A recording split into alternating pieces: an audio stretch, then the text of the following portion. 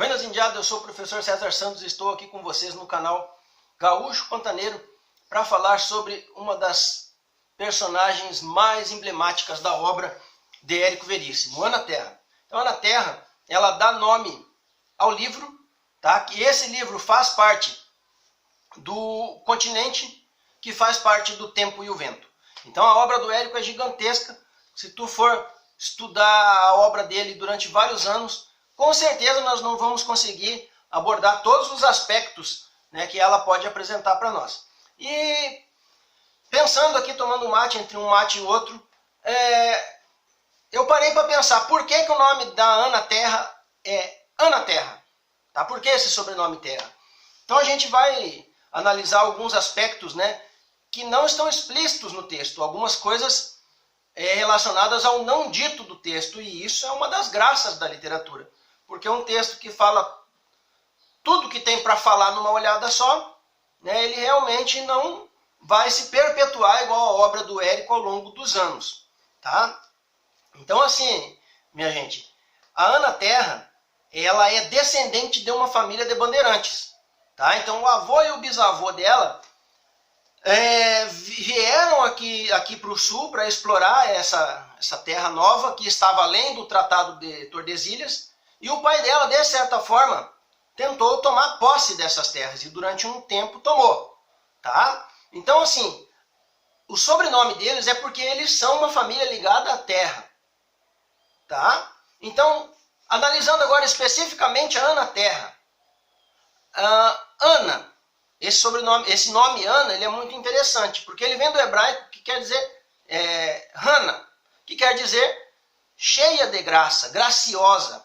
E essa graça no sentido de receber graças do céu, aquela graça divina, como se fosse a Virgem Maria. Tá? Então, olha só que interessante. A Ana Terra, traçando um paralelo aí, né, com a própria Bíblia, a Ana Terra, ela dá à luz a seu filho e ela passa a ser parteira e trazer crianças à luz.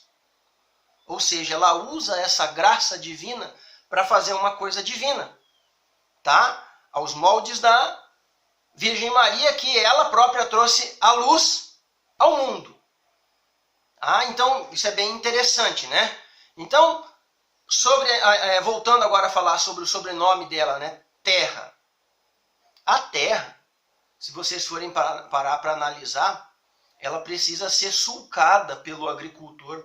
Então o agricultor ele vai fazer sulcos naquela terra, ele vai machucar aquela terra, ele vai arar aquela terra, mas mesmo assim a terra vai retribuir dando vida, dando continuidade à vida. Então a terra, entre aspas, ela sofre, mas ela continua. E isso é a essência do que é essa personagem do Érico. Ela sofre, porém ela continua sempre. Tá? E nenhuma personagem, atrevo-me a dizer que nenhuma personagem no continente sofre tanto quanto a Ana Terra. Tá? E nenhuma personagem deixa o legado igual dela. Nem o Capitão Rodrigo vai deixar um legado igual dela. Tá? Porque o legado da Ana está ligado à terra. Tá? E isso é mais importante do que homens que vêm e vão. Tá? Falando em homens que vêm e vão, nós podemos falar também sobre o nome do Pedro Missioneiro.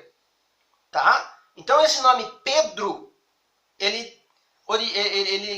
significa, ele quer dizer rochedo, pedra. E é sobre esse rochedo, sobre essa pedra, que a Ana vai constituir o seu alicerce sentimental, o seu alicerce amoroso, e é essa pedra que ela resolve, é com essa pedra que ela resolve procriar.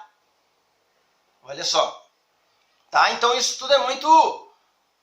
observa-se uma intencionalidade, ou não, do autor. Então quando ele dá esse nome para Ana, quando ele dá esse sobrenome para a família da Ana, e quando aparece o par amoroso da Ana.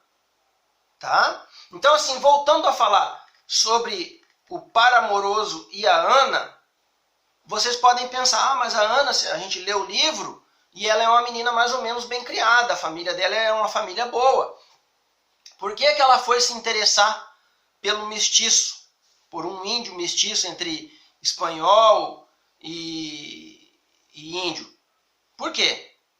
Ela poderia pressionar o pai para fazer um casamento melhor, mas é porque ela é Ana Terra.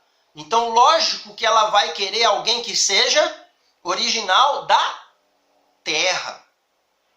Tá? Então, ela vai escolher esse crioulo da terra para ser o seu par amoroso, para procriar com ele. Né? E nesse momento, tem até um quê de naturalismo ali, né, na obra do Érico, que a Ana ela dispensa as convenções sociais, né, que são muito arraigadas naquele patriarquismo duro, naquela hierarquia dura ali, né, que é estabelecida pelos homens da família, né? É bom a gente avisar para ele que é patriarcado. Ela deixa isso de lado e ela vai se relacionar com o índio sim, porque ele é da terra e ela vai procriar. E nesse momento eles são o próprio resumo do que era, humanamente falando, a província de São Pedro do Rio Grande, naquela época. Então olha só que interessante isso. Uma abordagem muito rica. Tá? Então, esse livro, essa obra oferece infinitas possibilidades. E assim, para a gente finalizar o vídeo, né, que eu não quero fazer ele muito longo, a Ana Terra ela tem uma característica muito importante, que é a coragem. E é aí que está o legado dela. Então a Ana, ela era uma menininha e tal, mas em determinado momento ela se insurge contra os homens da família, ou seja, ela se insurge, e isso num sentido figurado, é a própria... É um empoderamento, né, para falar uma palavra que está na moda, né? É um empoderamento da Ana. Tá? Então, ela vai chamar os irmãos de assassinos e, por tabela, o pai. E falam que eles deveriam estar presos. Tá? Olha só. Então, ela se insurge. Em um determinado momento, ela também ela vai proteger todo o restante da família, a cunhada, o filho e a sobrinha, porque ela sabe o que vai acontecer com ela. O pai dela pergunta, tu sabe o que vai acontecer? E ela fala que sabe. E ela enfrenta aquilo. Tá? Ela não sabia se ia viver, se ia morrer. Então, essa é a nossa Ana Terra. Então, a gente abordou nesse vídeo vários aspectos que não estavam explícitos no texto, mas que são muito interessantes e que dá o charme na literatura e que dá o charme aí na obra do Érico Veríssimo. Forte abraço a todos aí.